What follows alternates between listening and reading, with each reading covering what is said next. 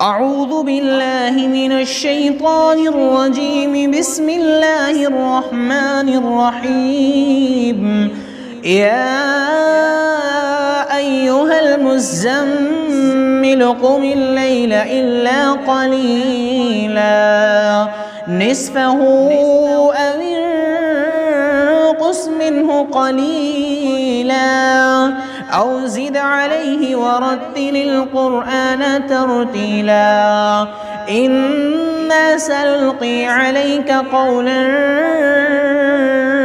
ثقيلا إن ناشئة الليل هي أشد وطئا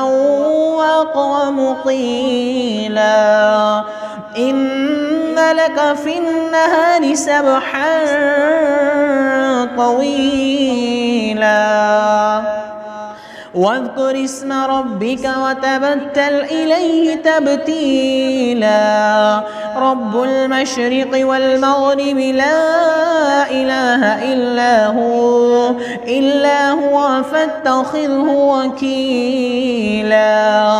واصبر على ما يقولون واهجرهم هجرا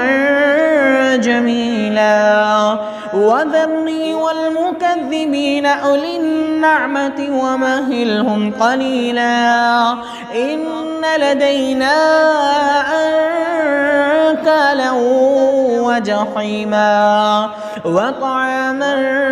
ذا غصة وعذابا أليما يوم ترجف الأرض والجبال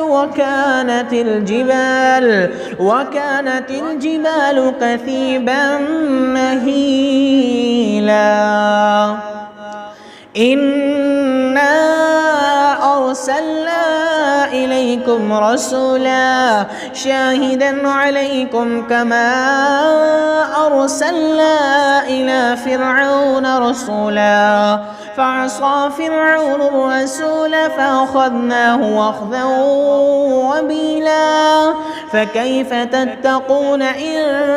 كفرتم يوما يجعل الولدان شيبا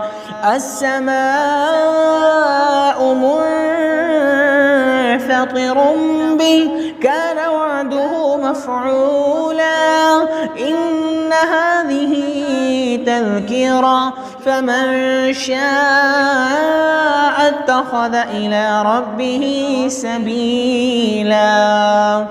إن ربك يعلم أنك تقوم أدنى من ثلثي الليل ونصفه وثلثه وطائفة من الذين معك والله يقدر الليل والنهار علم أن لن تحصوه فتاب عليكم فاقرؤوا ما تيسر من القرآن علم أن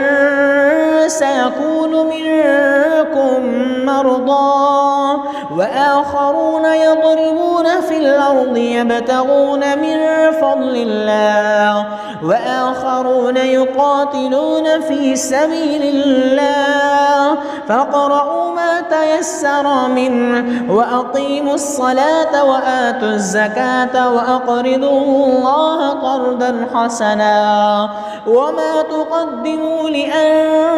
لأنفسكم من خير تجدوه عند الله